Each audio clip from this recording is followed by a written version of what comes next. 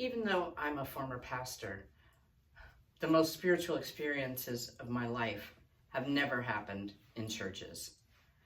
And now, as a spiritual coach and support group leader and blogger, I am meeting more and more people who have said the same thing, even if they currently attend a church, as I do.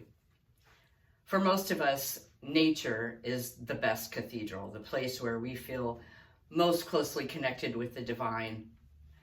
And another place is a community of authentic people that we have something in common with and feel safe to fully be ourselves with, and just talk about whatever's going on in our lives and how we're really feeling and how hard things are, as well as sharing our joys.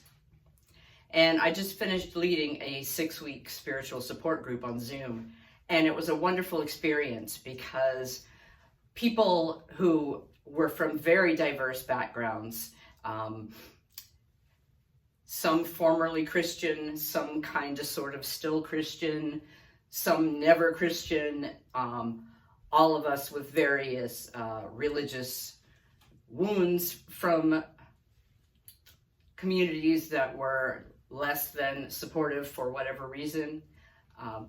But we were able to come together and share experiences, and it was amazing how often someone would start by saying, I know you're going to think this is really weird, or I know this sounds crazy, but, and inevitably 2 or 3 others in the group would say, that doesn't sound crazy at all. You know, I've had something similar happen to me, or that sounds really cool, actually. You know, tell us more about that. And it was so refreshing. And at the end of the 6-week group, actually, participants had loved it so much and were so grateful to have this safe space of supportive people where they could ask anything and throw out crazy ideas that they were exploring spiritually and learn they weren't so crazy after all. And just have that permission to talk about anything and everything. And it was amazing the things that we did talk about with people who started out as complete strangers at the beginning of the 6 weeks. And so we actually agreed to extend the group and continue meeting. And I'm going to start a new group for others, because the group just showed me how desperate so many of us are now to have safe spaces to be our full authentic selves, and especially to wrestle with spiritual issues, because so many of us were taught this is what you must believe to be saved, or this is the only true faith, and that asking questions or having doubts was dangerous and morally wrong and could even condemn us to hell for all eternity.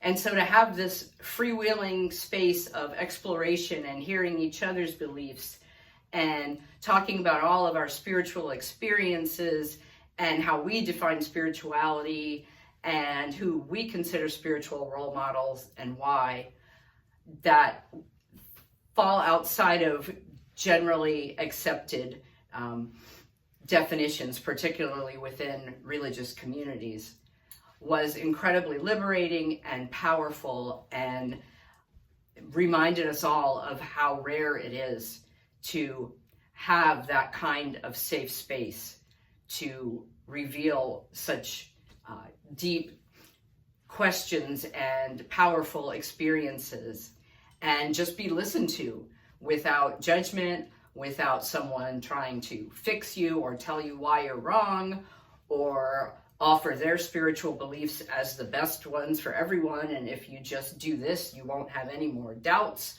or your shame will go away, or whatever it might be.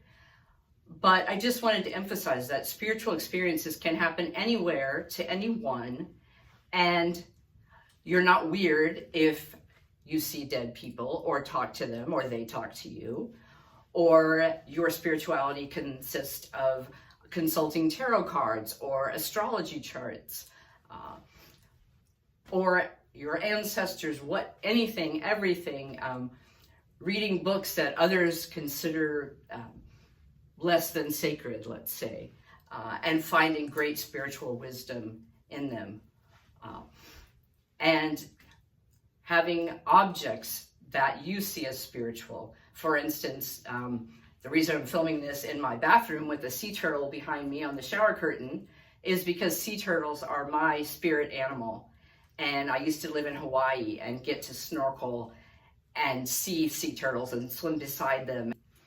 And I'm wearing a Bruce Springsteen shirt because the other place I've had the most spiritual experiences in my life have been at Bruce Springsteen concerts. I've been a fan since I was in high school. And if you've ever been to a Bruce Springsteen concert, I probably don't need to say any more than that about how spiritual an experience it is. Just the way that thousands of people come together, and the energy and enthusiasm and excitement, and there just are no words.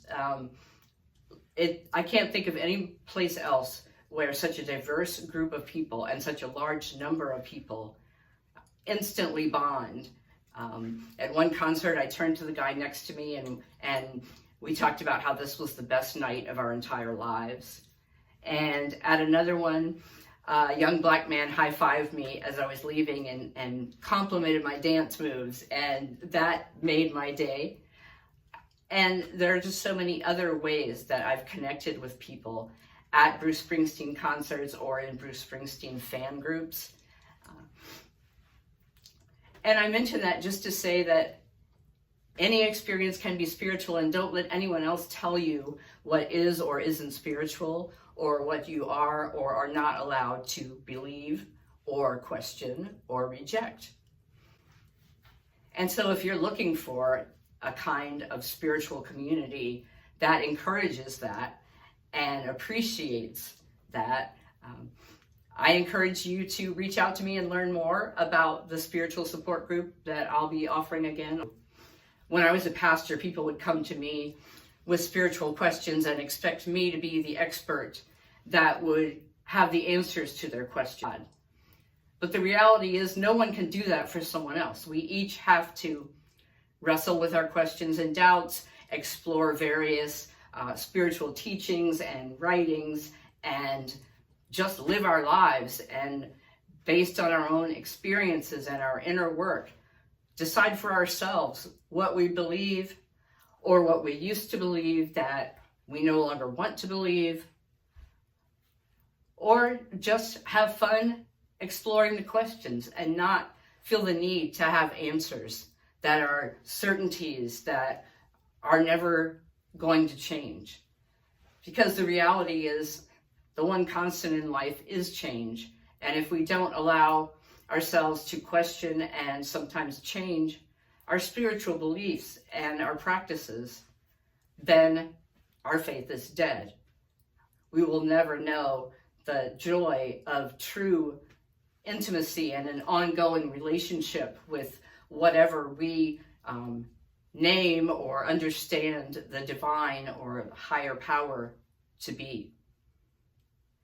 And so I just wanted to share that as a former pastor, because so many religious leaders now, and other people, politicians, for example, are insisting that there's only one true religion, or that God only loves certain kinds of people, or people of one specific faith. And I think that's total bullshit, which is one reason I'm no longer a pastor.